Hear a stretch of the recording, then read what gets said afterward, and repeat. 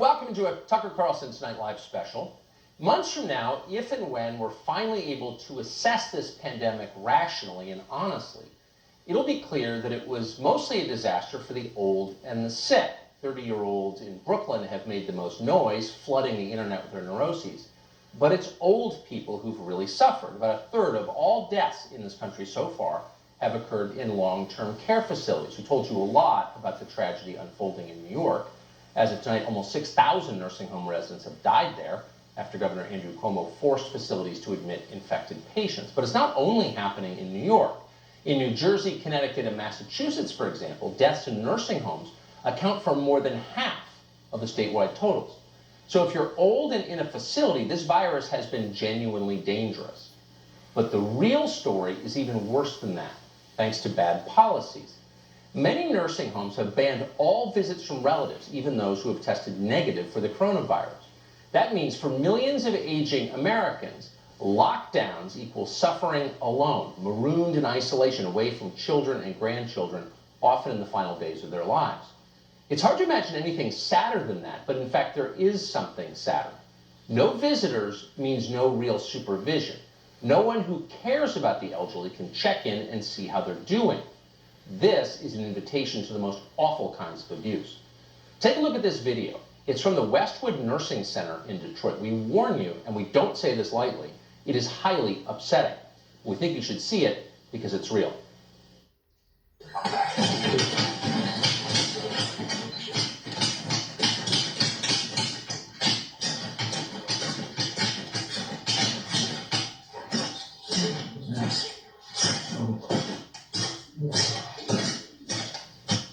It goes on like that for 90 seconds, but we'll spare you.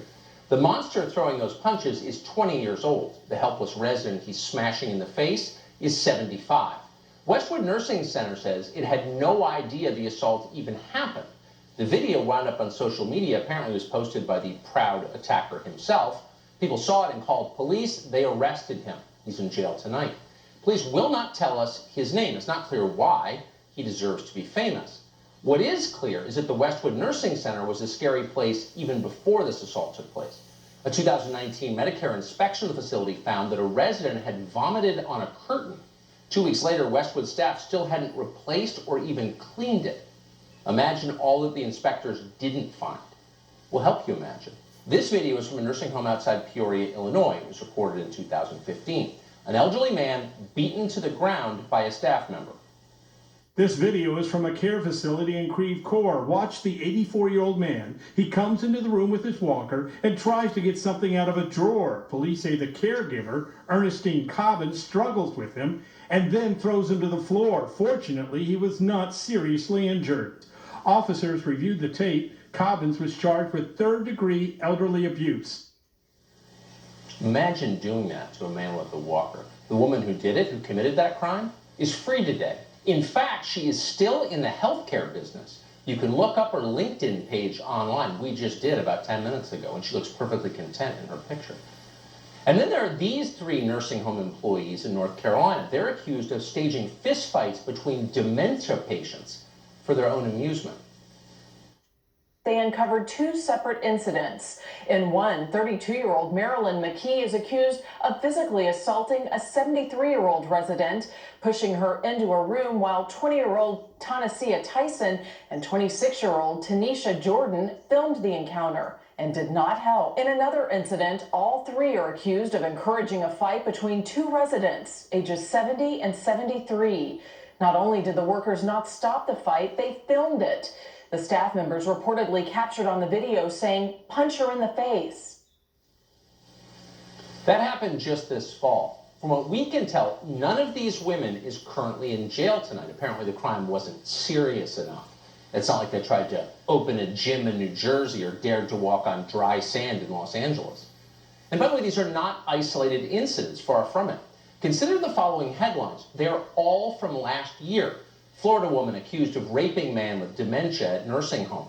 Nursing assistant who raped patient sentenced to 12 years in prison. Everett man has history of raping patients, prosecutors say. Hillcrest Nursing Home faces $50 million lawsuit over rape of elderly woman. And then in Seattle, a nursing assistant was arrested after being caught on camera repeatedly sexually assaulting a patient. Once again, the nursing home didn't even know it happened. They didn't detect the crime because no one was watching. The victim's family was suspicious, so they put a camera in the room. In Texas, a nurse called Billy Schmurmer was arrested for murdering patients. Police say he killed more than 20 elderly people before anyone noticed. Again, all of that happened in a single year, last year, 2019. So what's happening in nursing homes right now? Well, we don't really know. That's the point. Family and loved ones aren't allowed in to see. Chances are they would be heartbroken if they knew. How did this tragedy happen? It wasn't by accident. Our politicians did it.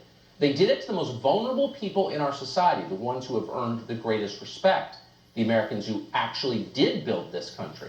Now our helplessly elderly are locked in stinking cells, cut off from the only ones who love them. Some of them, as we said, are raped and beaten. Thousands and thousands have died alone. They don't deserve this, and the rest of us don't deserve the leaders whose neglect and bad judgment made it possible.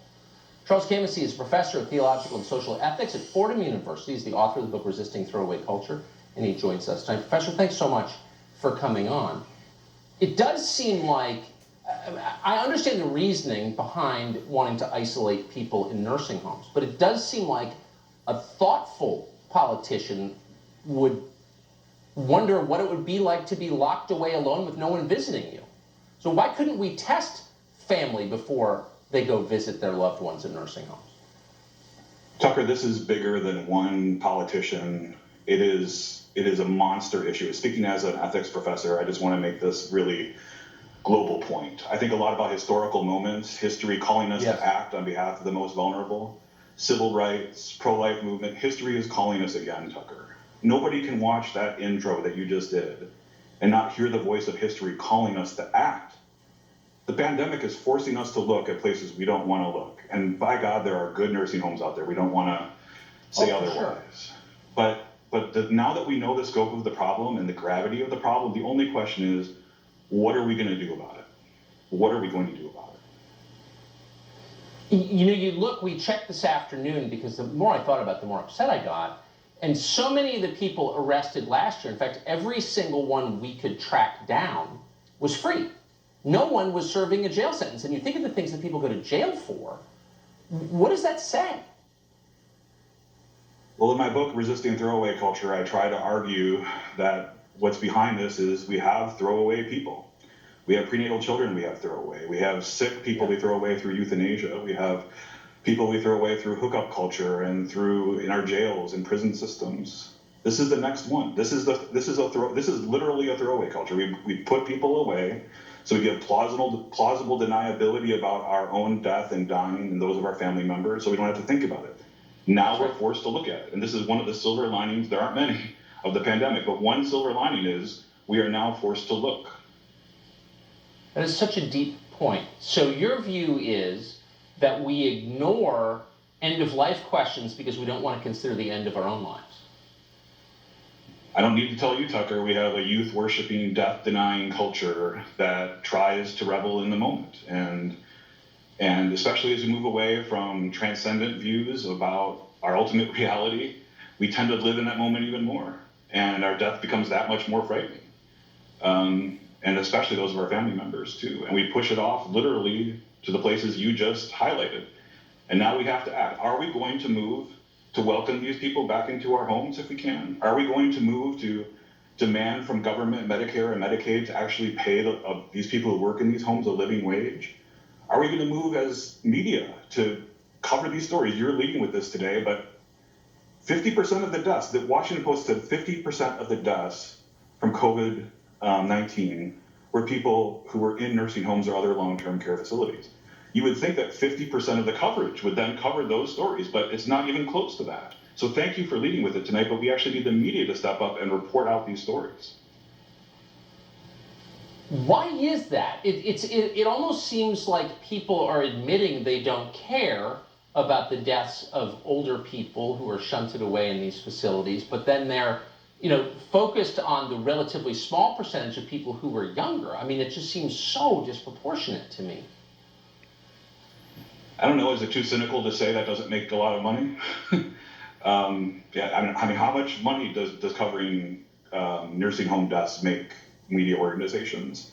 I mean, it's expensive to do. And this is one thing that is really, our media have really suffered from, especially investigative reporting. It's expensive to do investigative reporting. Yeah, it is.